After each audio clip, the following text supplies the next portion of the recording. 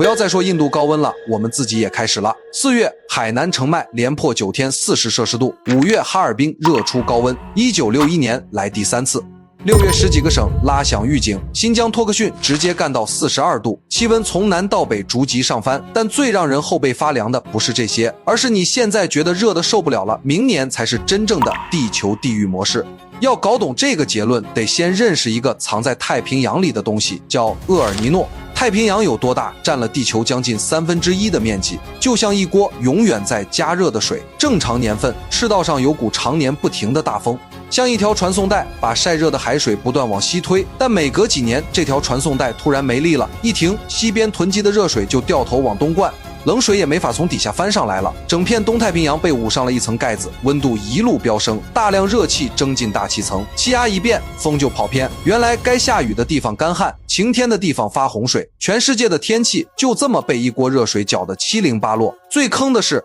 厄尔尼诺最狠的那一拳从来不马上打出来，要滞后整整1年。1997年他来最热的是1998年，2015年爆发。真正要命的是2016年几乎每次都一样，原因很简单，海洋吸了热吐出来需要时间，就像一个大号暖气片，关掉开关以后还能热很久。国家气候中心已经说了，今年5月正式进入厄尔尼诺状态，预计秋天发展成中等偏强，至少持续到年底。按这个规律，你现在觉得热，很可能只是暖了个身，最狠的那一轮大概率要等到2027年才砸下来。而且厄尔尼诺不是一个人在战斗，2025年本身就是有记录以来最热的年份之一，高温天数史上最多，全球变暖早把地球的底火调高了。厄尔尼诺这脚油门踩的不是一辆普通车，而是一辆引擎已经过热的车，两个力叠在一起，破坏力翻着背往上走。更麻烦的是，厄尔尼诺走了以后，往往还跟着来一次拉尼娜，冷水大量上涌，带来另一套极端。南方发大水，北方接着旱，这套组合拳前后能折腾3-5年，开了这扇门不是说关就能关上的。另外还有个很多人不知道的事儿，极端高温不只是让你出汗，它是真的在重新洗牌你的日常生活。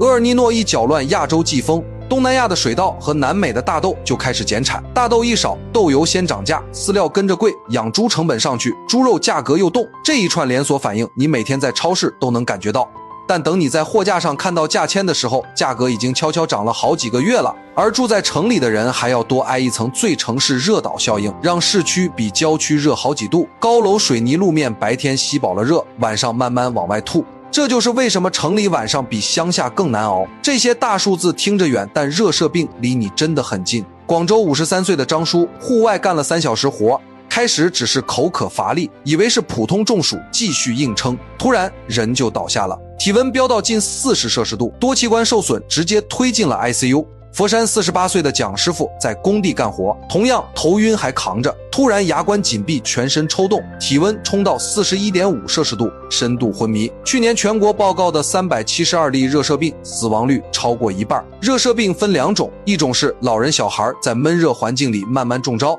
一种是青壮年户外硬扛出来的。不论哪种，到了核心体温超过40摄氏度这一步，身体就是在被高温从里面慢慢煮熟，内脏一个接一个停机，速度比你想象的快得多。而且最可怕的不是白天的最高温，是晚上也降不下来，连续几夜最低温压在30度以上，你的心脏和血管在睡梦中悄悄积累负担，直到某个凌晨突然撑不住。这些不是吓你，是医院急诊科这个夏天正在发生的事儿。你可能会想，多开空调不就行了？这就是整个局最荒谬的地方。气温每升高1度，全国多出2-3个三峡大坝那么多的制冷用电。今年夏天最高用电负荷预计到16亿千瓦，比去年多了整整一个河南省的用电量。这些电从哪儿来？水电指望不上，长江水位已经降到历史最低，缺口全压给了火电，煤价一路涨了2成。你每吹一口凉气，背后都在烧更多的煤，排更多的碳，让外面更热。这就是空调悖论，你在用让地球更热的方式给自己降温。